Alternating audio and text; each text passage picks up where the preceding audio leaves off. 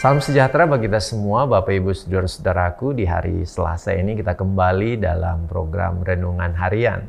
Kita akan baca firman Tuhan yang kiranya itu menjadi panduan hidup kita dalam menjalani kehidupan di hari ini.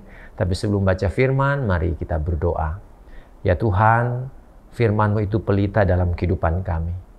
Tapi tentu kami butuh pengertian untuk bisa memahami apa yang menjadi maksud-Mu. Sehingga ketika kami mengerti apa yang Engkau kehendaki, itulah juga yang akan kami lakukan. Berikan kami kemampuan melaksanakan apa yang menjadi perintah-Mu. Dalam nama Yesus Kristus kami berdoa. Amin.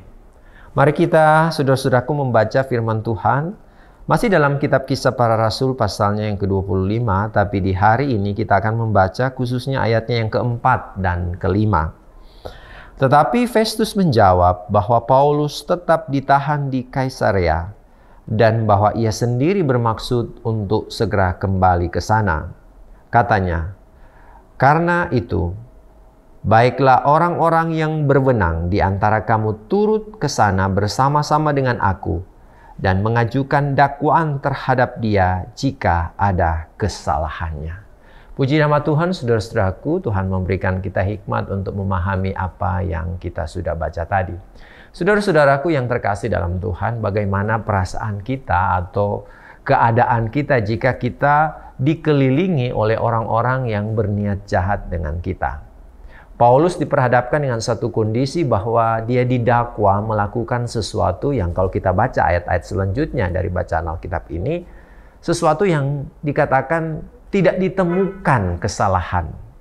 Segala dakwaan yang diberikan kepadanya adalah sesuatu yang kemudian hanya hasil, ya bisa saja hasil rekayasa, pemikiran, ya hanya untuk menjebak Paulus. Semua yang didakwakan kepadanya itu tidak benar. Tapi persoalan sekarang, Paulus diperhadapkan dengan kondisi seperti itu.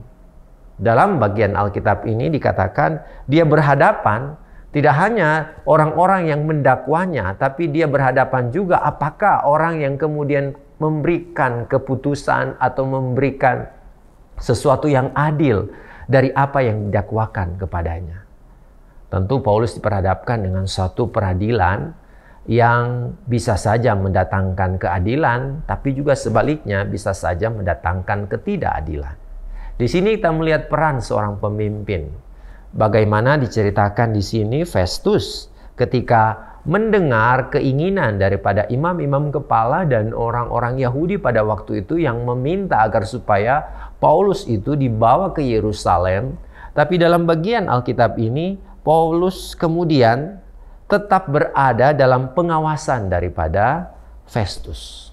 Nah, saudara-saudaraku, kalau kita melihat bagaimana kitab Kisah Para Rasul yang dimana di situ kita lihat peran Roh Kudus itu bekerja di dalam kehidupan umat Tuhan atau siapa saja untuk menyatakan maksud dari Tuhan, maka tentu kita juga bisa memahami bahwa ketika kemudian keinginan orang-orang Yahudi dan imam-imam kepala ini tidak diiyakan oleh Festus, khususnya dalam ayat ini, maka kita pahami ini adalah juga bagian daripada kerja Roh Kudus yang mau melindungi hamba-hamba Tuhan, termasuk Rasul Paulus. Dari bagian Alkitab ini kita belajar bahwa Allah tidak meninggalkan kita. Bahwa walaupun kita berada pada situasi di mana kita dikelilingi oleh orang-orang yang tidak bisa memberikan keadilan, tapi kita melihat campur tangan Tuhan lewat keputusan-keputusan yang bagi kita mungkin itu di luar nalar berpikir kita. Bahwa ketika kemudian Paulus tidak dibawa ke Yerusalem, maka niat daripada imam-imam kepala tak terlaksana. Dan ini bentuk daripada pemeliharaan Tuhan bagi Rasul Paulus. Dan ini menjadi sebuah keyakinan bagi kita sebagai anak-anak Tuhan. Bahwa langkah hidup kita ini dijaga, dilindungi oleh Tuhan. Bisa saja mungkin ada orang-orang jahat di sekeliling kita yang merencanakan hal-hal yang tidak baik dalam diri kita. Tapi ketika kita diizinkan Tuhan berada pada satu situasi, kondisi tertentu, pada keadaan tertentu, Tuhan tetap turut campur, menjaga dan melindungi anak-anaknya. Sehingga kita melihat dalam keputusan yang kemudian Festus berikan, kita selalu imani bahwa ini bagian daripada karya selamat Tuhan yang mau menjaga dan melindungi setiap anak-anaknya. Termasuk Paulus, tapi juga termasuk kita di dalamnya.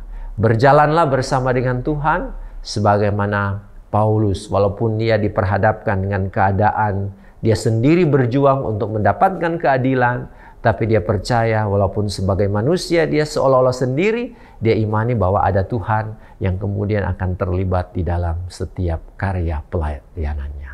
Demikian juga kita, apapun yang kita hadapi, kita selalu dalam jangkauan daripada Tuhan.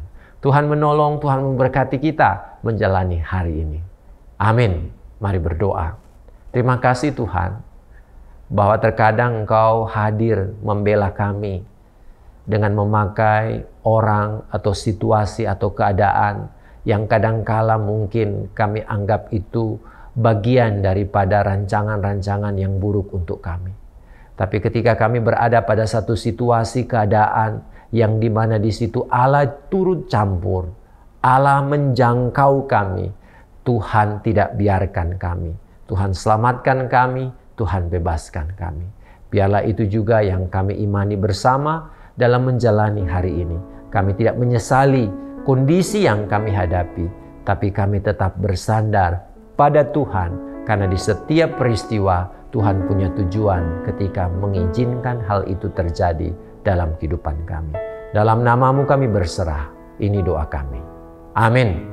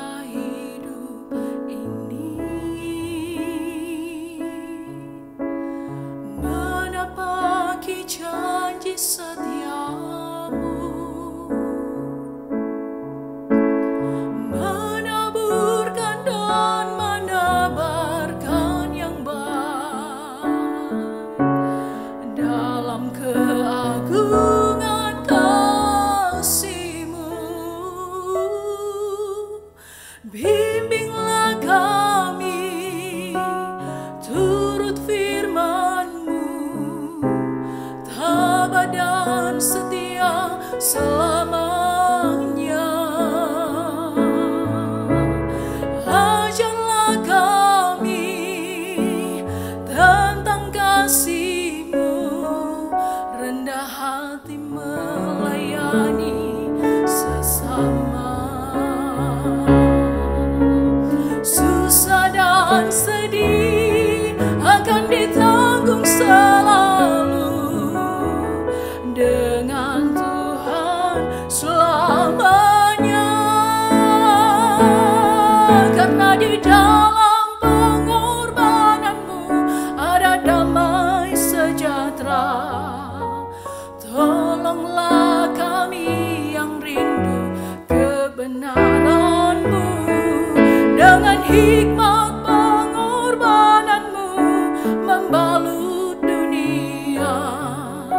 Tuhan, tolonglah kami.